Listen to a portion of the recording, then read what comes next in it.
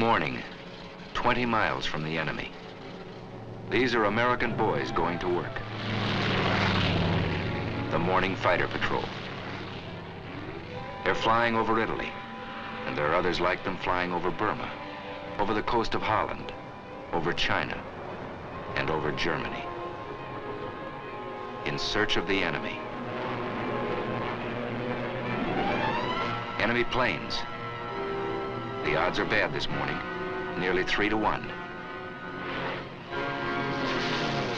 The routine morning patrol goes on. They close the range, 3,500 feet, 3,000, 2,500, 2,000. The odds are still 3 to 1.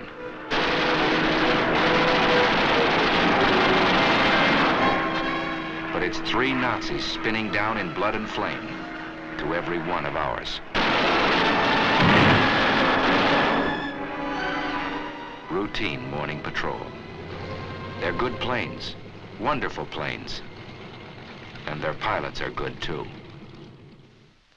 Listen. Yesterday I fulfilled one of my ambitions as a combat pilot. I got 1 airplane and... An American far from home, fighting a war around the world.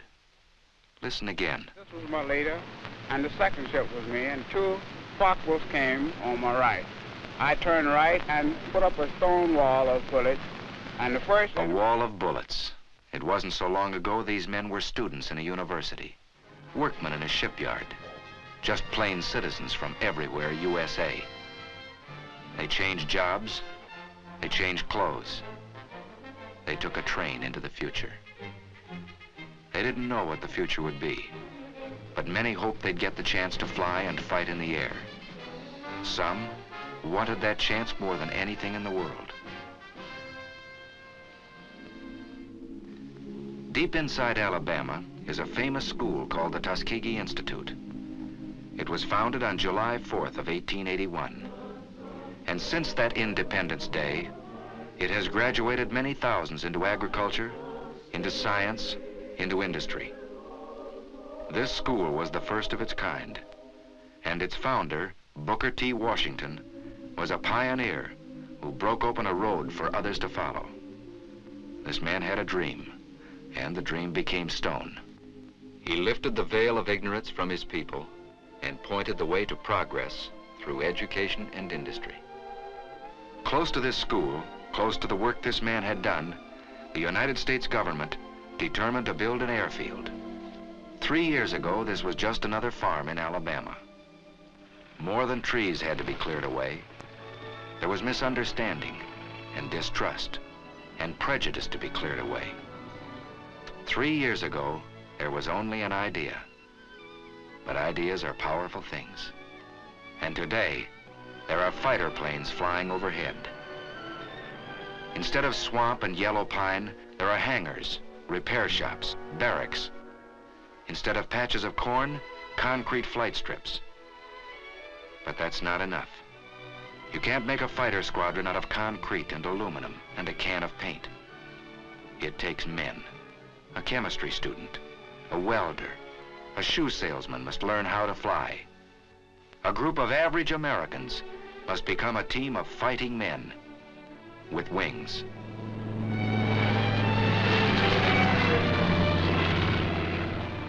There's a new world up here. A man has to learn his way around. It takes many weeks of learning to make a fighter pilot. And a lot of that learning is done in a hard wooden chair. Because a fighter pilot is a combination of a mathematician and an athlete, a scientist and a sharpshooter. He's got to know what goes on inside his plane. The heart of his fighter is steel and copper. Its bloodstream is gas and oil. But its brain is the man who flies it. He begins in a safe, slow plane, 2 wings instead of 1. But he flies many hours inside a closed room. In the morning, he may be flying a prescribed course over a sheet of paper. In the afternoon, he may fly the same course above the clouds. He trains his muscles down here very close to the ground, but he'll use the same sense of balance and coordination in the skies above Tuskegee. For this job of flying is never easy, and sometimes it's very, very tough. But he's learning how high and how fast and how far he must go to reach the enemy. Pilotage, dead reckoning, theory of flight, radio code. Yes, he's getting muscles in his mind. He's getting hard, keen, quick. He's coming into the clear. Here above the warm, familiar hills of Alabama, these Americans are learning to fly in those tight combat formations they'll use someday to hunt down the German and Jap above his own cities. In addition to fighter groups, a year ago this field began to train men for medium bombers. And that too was a pioneer step. But one thing it proved: you can't judge a man here by the color of his eyes or the shape of his nose. On the flight strip, you judge a man by the way he flies. Here's the answer to Adolf and Hirohito. Here's the answer to the propaganda of the Japs and Nazis.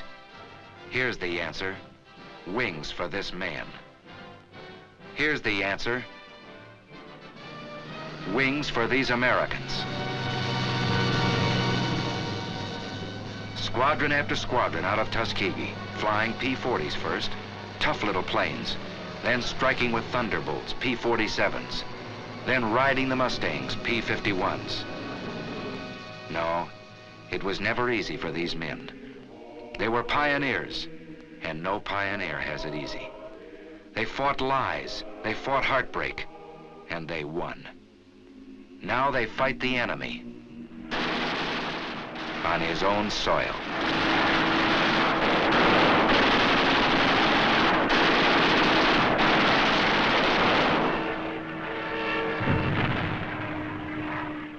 They fought the enemy, not without loss.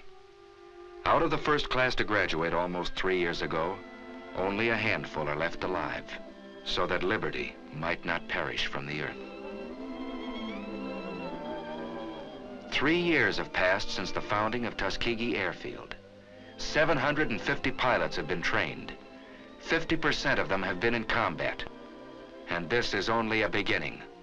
Listen to Major General Butler at the celebration of this 3rd anniversary. Here, for the first time, Negro aviation cadets were being groomed to fly warplanes of a unit which was then a unit in thought only, the 99th Pursuit Squadron. These men were pioneers of a venture so new that you who stand here before me now, after 3 years, may still be considered forerunners in the movement which has given you a place in the fighting men of the sky. Under the feet of these men, a new road is being beaten out. Broad enough now for thousands and 10,000s. A good road for our country. These men remember that, marching or flying. They remember backing them up, their families, their friends, who expect so much of them. And backing them up, the men and women of every creed and speech and color who made these planes. And backing them up, the most powerful force in the world, the strength of the American people.